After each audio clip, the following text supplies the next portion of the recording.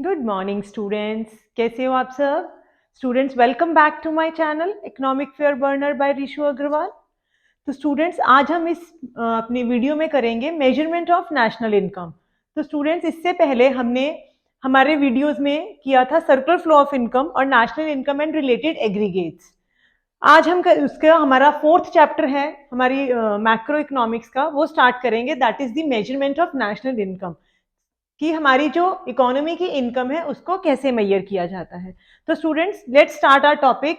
पर उससे पहले प्लीज मेरे चैनल को सब्सक्राइब करना ना भूलें और मेरी सभी वीडियोस को लाइक एंड शेयर जरूर करें। तो स्टूडेंट्स देखिए, मेजरमेंट ऑफ नेशनल इनकम, इससे पहले हमने हमारा सर्कुलर फ्लो ऑफ इनकम किया था। स्टूडेंट्स, अगर आपको याद हो, उसमें हमने 3 जो फेजेस पढ़े थे वो कौन कौन से थे? First one was the production phase. फिर यहाँ पे जितने गुड्स एंड सर्विसेज हमारे प्रोड्यूस हुए वो किन्होंने किए? फैक्टर्स ऑफ प्रोडक्शन ने किए थे। और फिर उन फैक्टर्स ऑफ प्रोडक्शन को क्या मिली थी? फैक्टर इनकम पे मिली थी, जिस जो हमारा सेकेंड फेज था, और वो उसको हम क्या बोलते थे? Distribution of income. और इस इनकम को, जब इनको ये इनकम मिली फैक्टर पेमेंट फैक्टर सर्विसेज के बदले में, तो फिर उन्होंने उस इनकम को यूज किया, कंज्यूम किया, जिसमें हमारा थर्ड फेज जनरेट हुआ, that was the consumption phase. Right students, तो यहाँ पे देखो तीनों में क्या हुआ था। अगर आपको याद हो कि प्रोडक्शन फेज में जो भी गुड्स एंड सर्विसेज बने वो फैक्टर्स ऑफ प्रोडक्शन ने बनाए, और उन्हीं फैक्टर्स ऑफ प्रोडक्शन को अपनी सर्विसेज के लिए यहाँ पे सारी इनकम मिली, और उस इनकम को उन्होंने आगे अपनी नीड्स को फुलफिल करने के लिए कंज्यूम किया, यूज किया। तो तीनों में जो भी, मतलब यहाँ पे जितने भी गुड्स एंड सर्विसेज हुए बने थे, वो सारे 3 फेजेस में जाके फिर से हमारी प्रोडक्शन फेज के ऊपर हमारी सारी इनकम जो थी वो वापिस आ जाती थी। तो इन्हीं तीनों फेजेस से हमारा जो मेजरमेंट ऑफ नेशनल इनकम है वो बना है चैप्टर। और इसी से हमारे जो 3 मेथड्स हैं about the measurement of national income वो बने। फॉर एग्जाम्पल देखो, अब यहाँ पे जो प्रोडक्शन था, तो प्रोडक्शन में गुड्स एंड सर्विसेज बने, यहां से हमारा निकल के आया आउटपुट मेथड। अब जहां पे income, first method is our the measurement of national income is output method, जो प्रोडक्शन से स्टार्ट हुआ। और फिर उसके बाद जो इनकम डिस्ट्रीब्यूट है between various factors of production, उसको हम क्या बोलते हैं? वहां पे हमारा आया income method of estimating the national income. और इसी तरह से जब कंजप्शन, तो कंजप्शन मतलब उन्होंने गुड्स एंड सर्विसेज को कंज्यूम किया, खर्चा किया, तो वहां से हमारा थर्ड मेथड आया, that was the expenditure method. तो इस तरह से जो हमारी नेशनल इनकम को मेजर करने के लिए हमारे पास 3 मेथड्स हैं, that is the output method, income method and the expenditure method. चलिए स्टूडेंट्स, अब हम इनको डिटेल में स्टडी करते हैं कि किस तरह से इन तीनों मेथड से हम अपनी नेशनल इनकम को जो है वो एस्टिमेट करते हैं। चलिए स्टूडेंट्स, अब हम स्टार्ट करते हैं हमारा first method of measurement of national income. तो हमारा फर्स्ट मेथड है इनकम मेथड। इनकम मेथड जो होता है, तो दैट मीन्स जितनी भी फैक्टर सर्विसेज को अपनी सर्विसेज के लिए जो इनकम मिली, जब हम उन सारी इनकम्स को प्लस कर देंगे तो हमारे पास नेशनल इनकम निकल आएगी according to the income method. तो स्टूडेंट्स, इसका मतलब क्या है कि जितनी भी हमारी डोमेस्टिक टेरिटरी के अंदर अंदर इनकम जनरेट हुई, वो क्या है? हमारी नेशनल इनकम। तो इसीलिए जब भी इनकम मेथड से जब भी हमारा निकलेगा, वो क्या निकलेगा? एनडीपीएफसी, और I can say domestic income. याद है ना आपको कि डोमेस्टिक इनकम के थ्रू हमारा क्या निकलता है? NDPFC, domestic income, NDPFC. और इसी तरह से नेशनल इनकम को हम क्या बोलते हैं? एनएनपीएफसी। राइट, ये एक रिकॉल कर लीजिए, क्योंकि हमारे आगे न्यूमेरिकल्स में ये हमें बहुत हेल्प करेगा। Domestic income is equal to NDPFC, और इनकम मेथड से हमारा क्या निकलता है? एनडीपीएफसी। तो चलिए स्टार्ट करते हैं कि इसमें हमारे पास किन किन चीजों को प्लस करके हमारा इनकम मेथड से नेशनल इनकम जो है वो निकलता है। राइट, तो फर्स्ट है हमारे पास यहाँ पे कंपनसेशन ऑफ एम्प्लॉय। स्टूडेंट्स, यहाँ पे फर्स्ट अगर क्या लेंगे हम? Compensation of employees. तो कंपनसेशन ऑफ एम्प्लॉयज, अब देखो कितनी हमारे फैक्टर सर्विसेज हैं, आपको याद पता है? Land, labour, capital and entrepreneur. Right, तो इनको जितनी भी इनकी सर्विसेज के लिए इनकम मिलेगी, जब उनको प्लस कर देंगे तो हमारे पास फैक्टर इनकम्स निकल आएंगी। तो first is the compensation of employees. तो एम्प्लॉयज कौन है? लेबर। अब लेबर को उनके सर्विसेज के बदले में कैसे कैसे कंपनसेट करती है, किया जाता है। देखिए पहले इसमें आ जाता है हमारे पास wages and salaries in cash. अब जो भी एम्प्लॉयज काम करते हैं उनको उसके बदले में कैश में जो सैलरीज एंड वेजेस मिलती हैं, सबसे पहले वो आ जाता है। फिर इसमें ऐड होता है हमारा wages and salaries in kind. अब कुछ एम्प्लॉयर्स क्या करते हैं कि कैश में उनको सैलरीज देने की बजाय, वेजेस देने की बजाय कुछ काइंड में कोई चीज दे देते हैं, राइट। तो उसको वो भी क्या है, एक एम्प्लॉयर की तरफ से एम्प्लॉय को उसकी फैक्टर सर्विसेज के लिए पेमेंट ही तो है ना। तो जैसे फॉर एग्जाम्पल किसी एम्प्लॉयर ने अपने एम्प्लॉय को एक स्कूटर दे दिया फॉर हिज फैक्टर सर्विसेज, तो that is wages and salaries in kind.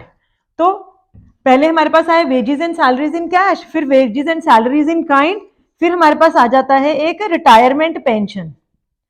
इससे पहले अब हम करते हैं हमारा एम्प्लॉयर्स कॉन्ट्रीब्यूशन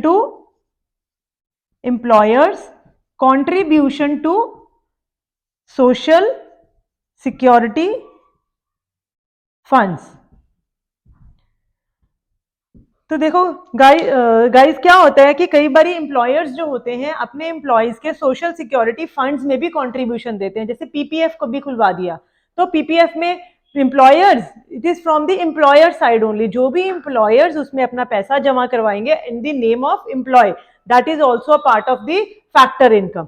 तो यहाँ पे सिर्फ हमने एम्प्लॉयर्स का लेना है। अगर तुम्हारे न्यूमेरिकल में यहाँ एम्प्लॉयज कॉन्ट्रीब्यूशन होगा तो that will not be added, it is only employers contribution that we add in the compensation of employees. Fourth हमारे पास यहां आ जाता है रिटायरमेंट पेंशन। तो रिटायरमेंट पेंशन क्या है, जब एक वर्कर ने अपनी लाइफ में अपनी सर्विसेज एक ऑर्गेनाइजेशन को दे दी, तो उसके बाद उसकी रिटायरमेंट के बाद उसको जो पेंशन मिलता है वो भी हम इसमें इंक्लूड करते हैं। देखो स्टूडेंट्स, अगर तुम्हारे को क्वेश्चन में कभी आ जाए ओल्ड एज पेंशन, तो old age pension is not for given for factor services. वो किस लिए दी जाती है, just because the person is old. तो that type of pension are not included in the compensation of employees. तो when we'll add all these four we'll get the compensation of employees. One thing more students, देखो अगर हमारे पास question में compensation of employees given है और इनमें से कुछ और भी गिवन है, तो हमें इन चारों को इग्नोर करना है, क्योंकि हमें सिर्फ यहाँ पे compensation of employees already given है, which is a sum total of all these four parts, right. तो यहाँ पे जब हमें क्वेश्चन में कंपनसेशन ऑफ एम्प्लॉयज गिवन, तो इसको सिर्फ उठा लीजिए कंपनसेशन ऑफ एम्प्लॉयज को, और बाकियों को इग्नोर कर दीजिए। और कई बारी क्वेश्चन में हमें ये चारों गिवन होते हैं, ये नहीं होता, तो add all this four to get the compensation of employees. तो ये तो था हमारा फर्स्ट पार्ट इनकम मेथड का। इसके बाद हम इसमें ऐड करते हैं operating surplus.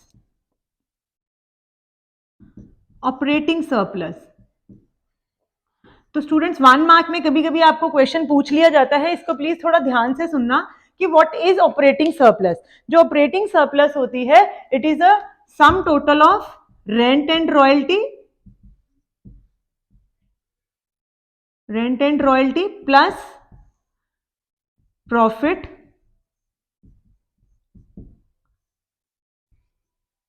Rent and royalty plus profit plus interest. तो ये बाकी तीनों की, अब यहाँ पे जो लेबर थी उसको अपना सर्विसेज के बदले में इनकम मिल गया। अब रह क्या गया, लैंड, कैपिटल एंड एंटरप्रेन्योर। अब इन लैंड को क्या मिलता है, रेंट एंड रॉयल्टी। रेंट तो आपको पता है कि अपनी जमीन जब हम किसी को किराए पे देते हैं, तो रॉयल्टी क्या होती है, जब हम किसी को अपनी लैंड जो है लीज पे देते हैं, ठेके पे दे देते हैं, दैट इज उसके बदले में उसको रॉयल्टी मिलती है। और इसी तरह से कैपिटल, अगर हम किसी को देते हैं अपना पैसा, किसी को लोन के रूप में देते हैं या एडवांस करते हैं, तो उस पे हमें क्या मिलता है, इंटरेस्ट मिलता है। और एक एंटरप्रेन्योर जो एक सर्विस ऑर्गेनाइजेशन के लिए अपनी सर्विसेज प्रोवाइड कर रहा है, उसको उसके बदले में क्या मिलता है, प्रॉफिट मिलता है। तो when we'll add all this we'll get the operating surplus.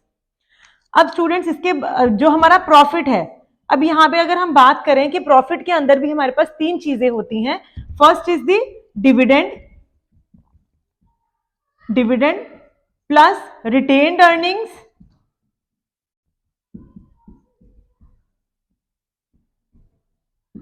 Plus corporate tax.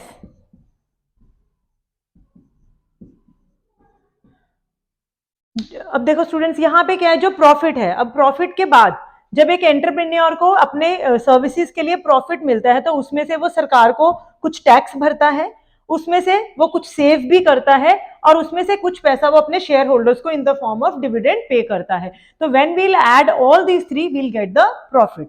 अब यहाँ पे भी एक यही बात है कि अगर तुम्हारे को क्वेश्चन में ऑपरेटिंग सरप्लस गिवन है और इन तीनों में से भी कुछ गिवन है, we'll ignore all these three and take this operating surplus to calculate our income method से अपना नेशनल इनकम निकालने के लिए। सेम यहाँ पे अगर प्रॉफिट गिवन है तो प्रॉफिट लेंगे, इन तीनों को इग्नोर करेंगे, और अगर क्वेश्चन में कई बार प्रॉफिट नहीं दिया, ये तीनों दिए हैं, तो इन तीनों को ऐड करके हम अपना प्रॉफिट जो है वो कैलकुलेट कर लेंगे। तो students, operating surplus is a combination of, is a sum total of rent plus royalty plus profit plus interest. तो इसके बाद थर्ड जो हमारे पास आता है that is the mixed income. अब जो मिक्स्ड इनकम होती है वो क्या है? मिक्स्ड इनकम वो इनकम है that is for the self employed people. तो सेल्फ एम्प्लॉयड पीपल कौन होते हैं? जो खुद ही पैसा लगा रहे हैं, खुद का ही सब कुछ है और खुद ही पैसा कमा रहे हैं। फॉर एग्जाम्पल यहाँ पे फार्मर्स, डॉक्टर्स, ये सब आ जाते हैं, फार्मर्स, डॉक्टर्स, प्रोफेशनल्स, राइट। तो उन्होंने क्या किया है, अब देखो यहाँ पे इट इज वेरी डिफिकल्ट कि हम इन लोगों की जो फैक्टर सर्विसेज हैं या फैक्टर इनकम्स हैं, इनको हम अलग अलग करना बहुत मुश्किल हो जाता है। तो वहां पे हमारी क्या होती है, वो मिक्स्ड इनकम। तो मिक्स्ड इनकम हमारे को क्वेश्चन में, अब जब हम तीनों को प्लस कर लेंगे, we'll get the national income by income method और डोमेस्टिक इनकम, एनडीपी-एफसी, राइट। तो इसके बाद अगर हमें क्वेश्चन में पूछा गया, जो भी पूछा गया, जीडीपी, एमपी, एनएनपीएफसी, व्हाटएवर, तो इससे फिर हम उस पर चले जाएंगे जो हम अपने लास्ट वीडियो में देखा था कि कैसे जाते हैं। अगर तुम्हें क्वेश्चन में पूछा गया है कि एस्टिमेट द नेशनल इनकम, तो national income is quite understood कि हमें क्या निकालना है, एनएनपीएफसी। तो एनडीपी से एनएनपीएफसी पे जाने का वे आपको पता ही है कि हमें यहाँ पे सिर्फ डिफरेंट क्या है, एन और डी। तो एन पर जाना है, डी इज गिवन, तो हम क्या करेंगे, प्लस एनएफआई। तो students, let's do one practical question now to understand more. चलिए स्टूडेंट्स, अब हम करते हैं हमारा एक प्रैक्टिकल विद इनकम मेथड। हमारे पास देखिए स्टूडेंट्स, गिवन है wages, rent, interest, dividend, mixed income, undistributed profits, social security contribution, corporate tax and factor income from abroad. ये हमें हमारे प्रैक्टिकल में गिवन है और हमें निकालना है यहाँ पे estimate national income, sorry, estimate national income. ये अब हमें यहाँ पे निकालना है। तो हमें पता है नेशनल इनकम से हमारे पास क्या निकलता है, एनएनपीएफसी, और इनकम मेथड से हमारे पास क्या निकलती है, domestic income, which is NDPFC. तो सबसे पहले हम इनकम मेथड से एनडीपीएफसी जो है वो फाइंड आउट करते हैं।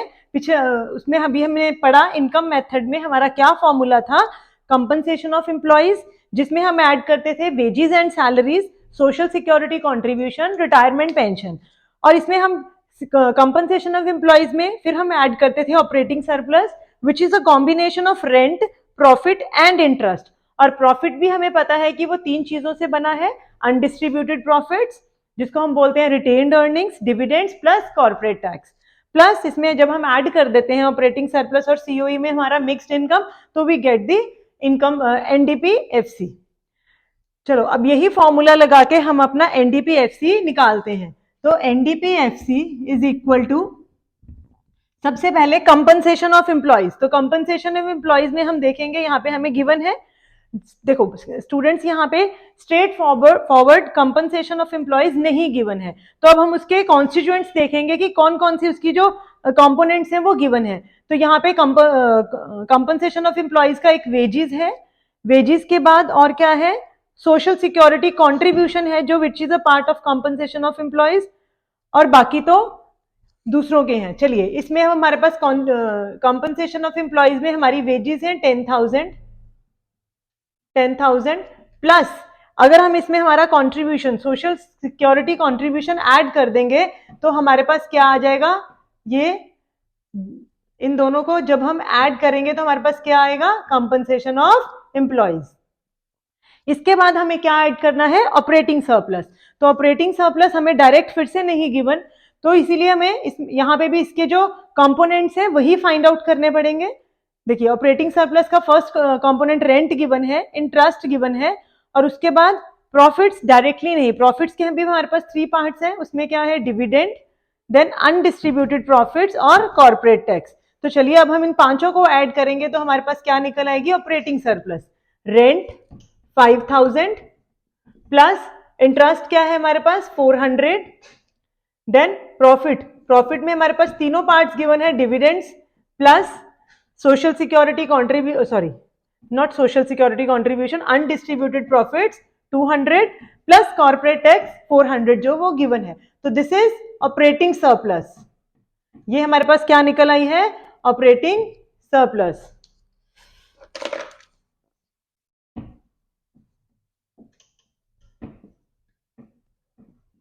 और इसका थर्ड पार्ट क्या था हमारे पास, मिक्स्ड इनकम। तो मिक्स्ड इनकम तो हमें स्ट्रेट फॉरवर्ड ही गिवन होती है, दैट इज 400।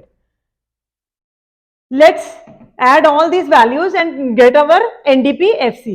10,000 plus 400 is 10,400, ये हमारा COE है। Then operating surplus 5,000 plus 400 plus 3,000 8,400, 8,000 ये आ गई हमारे पास 9,000, और मिक्स्ड इनकम हमारे पास 400 जो वो गिवन ही है। जब हम इन सबको ऐड कर देंगे तो हमारे पास क्या आ जाएगा, एक मिनट, 10,000 ये आ जाएगा 19,800। तो ये किसमें हमें गिवन है, रुपीज 19,800 करोड़ हमारा क्या निकल आया, NDP-FC। अब हमें क्या निकालना है, NNP-FC, नेशनल इनकम निकालना है स्टूडेंट्स। तो उसमें हमने हमारे पिछले वीडियो में देखा था कि हमने कैसे NDP-FC से NNP-FC पे जाना है, या कोई भी एग्रीगेट अगर हमें गिवन हो उससे हमें दूसरे एग्रीगेट पे कैसे जाना है वो हमने देखा था। चलिए अब हमें जो निकालना है वो हमेशा कौन सी साइड पे, लेफ्ट साइड पे, जो हमने लास्ट वीडियो में देखा। NNP-FC हमें कैलकुलेट करना है, और जो हमें गिवन है मतलब जो हमारा अब निकल आया दैट इज NDP-FC अब हमारे पास आ गया है। अब देखो N is same, first N जो है वो सेम है, सेकंड D और N। अब D से हमें कहाँ जाना है, N पे, तो उसके लिए हम क्या करेंगे, NFIA को ऐड कर देंगे, net factor income from abroad जो है वो हमारी यहाँ पे प्लस हो जाएगी। नेक्स्ट हमारा P भी सेम है एंड FC भी सेम है, तो दैट मीन्स हमें सिर्फ NDP-FC में सिर्फ अपना क्या ऐड करना है, NFIA।